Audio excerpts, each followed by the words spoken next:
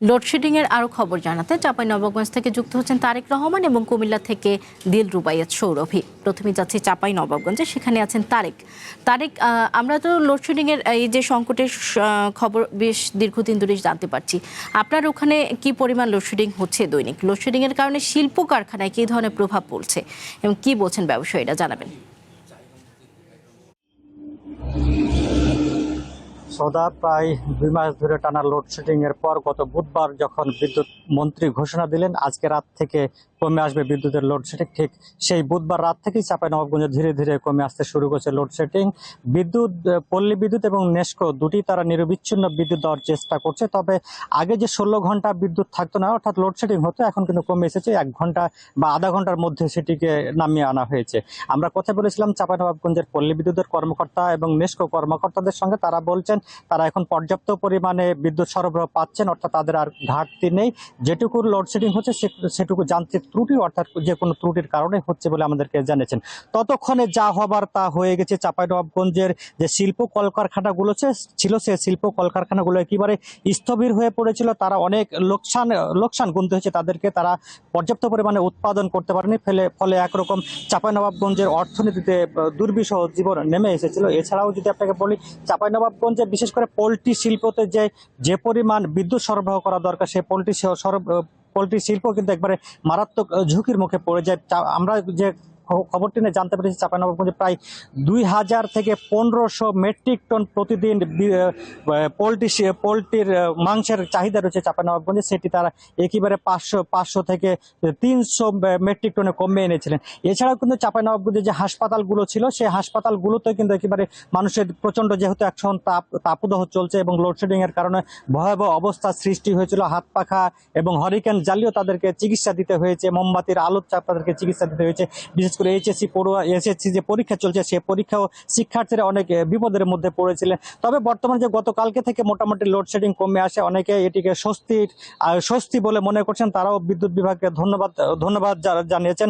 তবে তারা এখন যে পরিমাণ বিদ্যুৎ নিরবিচ্ছিন্ন বিদ্যুৎ সরবরাহ করা হয়েছে, এটি যেন কন্টিনিউ করা হয় এবং এর থেকে মানুষ যেন ভোগান্তি কমে আসে, সেটি তারা প্রত্যাশা করেছেন।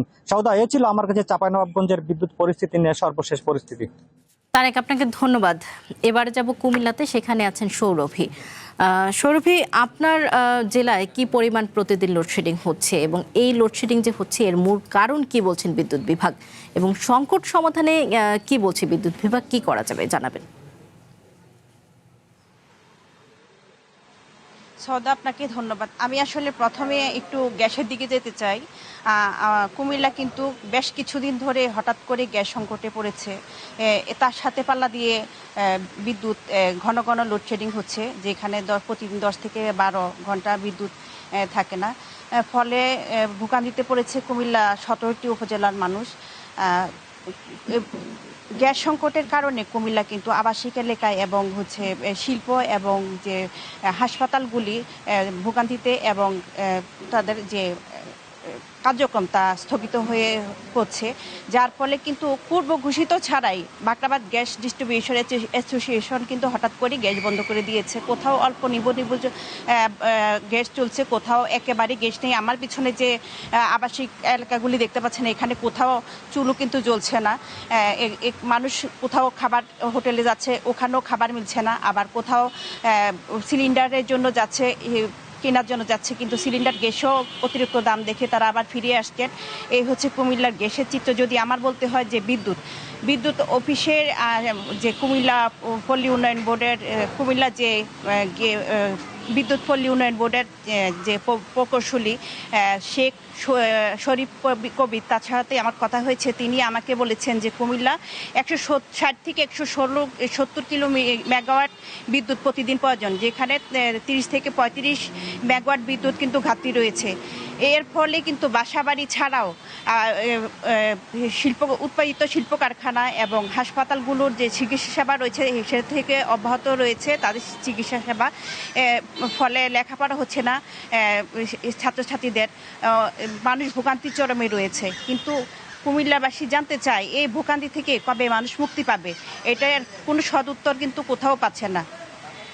এর সদুত্তর কিন্তু কোথাও পাচ্ছে না, না পাচ্ছে বাকরাবাদ গ্যাস ডিস্ট্রিবিউশন থেকে, না পাচ্ছে বিদ্যুৎ অফিস থেকে। এ ছিল কুমিল্লা থেকে সর্বশেষ আমার কাছে বিদ্যুৎ এবং গ্যাস নিয়ে। সৌদা। সৌরভী, আপনাকে ধন্যবাদ। চাঁপাইনবাবগঞ্জ ও কুমিল্লা থেকে বিদ্যুৎ সংকটের বিষয়ে সর্বশেষ তথ্য শুনছিলাম।